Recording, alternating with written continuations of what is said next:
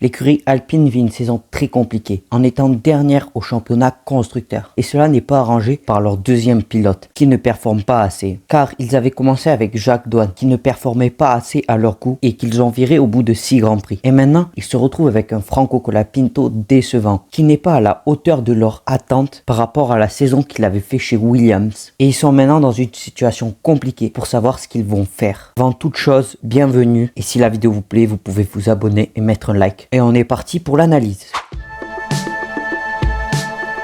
Pour rappel, l'écurie Alpine a débuté la saison 2025 avec le duo de pilotes Pierre Gasly et Jacques Douane. Pour rappel, le pilote australien avait déjà fait un Grand Prix en 2024 en remplacement de Esteban Ocon qui s'était fait virer. Pour la période de 6 Grands Prix qu'on lui a laissé, il n'a marqué aucun point et sa position moyenne était une 14e place. Il a fait quelques accidents bêtes qui ont prouvé qu'il était sous pression dans cette écurie, comme au Japon, où il a voulu reproduire quelque chose qu'il avait fait sur simulateur, qui permettait de gagner énormément de temps. Et en remplacement, l'écurie Alpine a signé Franco Colapinto. Ils avaient mis énormément d'attentes en lui, car c'est un pilote performant. Certes, il a amené des sponsors, mais il a aussi fait de très bons résultats en 2024 quand il a remplacé Logan Sargent, en impressionnant énormément de monde et en arrivant à battre quelquefois Alex Albon. Mais dès le premier Grand Prix, il fait parler de lui, mais dans le mauvais sens, car il se crache en qualification, ce qui va lui coûter un départ au fond de la grille. D'ailleurs, en qualification, il se fait souvent éliminer en Q1, là où on sait que Pierre Gasly avec cette Alpine,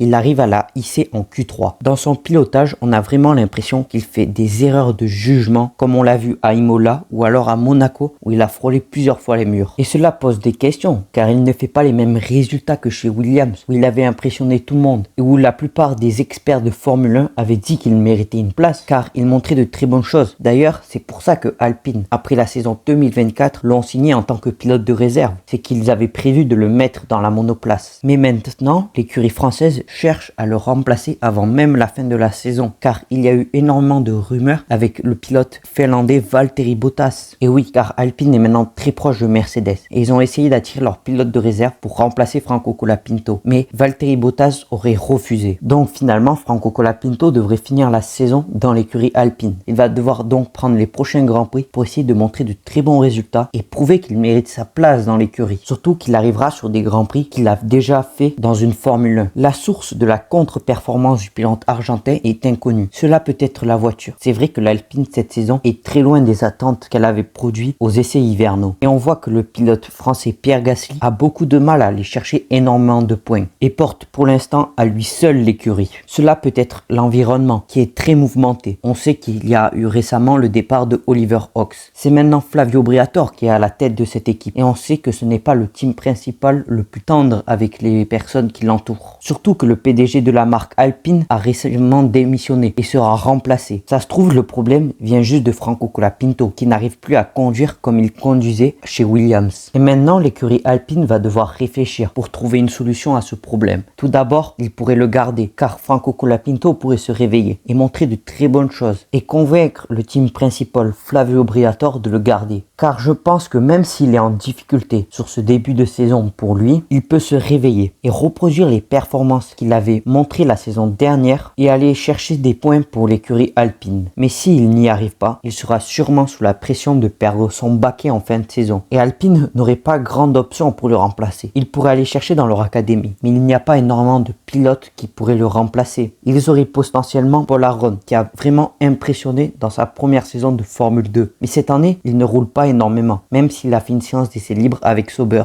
Sinon, il pourrait se tourner vers le WEC avec Mick Schumacher, un prénom qu'on prononce souvent comme remplacement mais qui n'arrive toujours pas à revenir en Formule 1. Alors peut-être que Jacques Douane était la bonne solution avec un peu plus de temps et un peu moins de pression pour qu'il puisse aller marquer des points. Leur dernière possibilité, ça serait d'attirer un pilote d'expérience. On sait que chez Red Bull, Yuki Tsunoda est annoncé comme partant de l'écurie. Mais il y a de grandes chances que s'il quitte l'écurie Red Bull, il aille chez Aston Martin car il a de bonnes relations avec le motoriste Honda. Toute cette situation nous montre le problème d'Alpine qui dure dans le temps depuis qu'ils sont arrivés en Formule 1. Le problème de cette écurie, c'est qu'ils veulent construire un immeuble sans faire de fondation. Ils veulent toujours aller trop rapidement. ce qui provoque l'écroulement de l'écurie actuellement. En début de saison, ils n'ont même pas voulu laisser plus de temps à Jack Doohan et ils lui ont directement mis la pression en recrutant Franco Colapinto, ce qui a provoqué énormément d'erreurs de sa part. Et on sait que les rumeurs de vente de l'écurie sont de plus en plus présentes. Luca De Meo, l'ancien PDG de la marque, était clair, il ne voulait pas vendre l'écurie.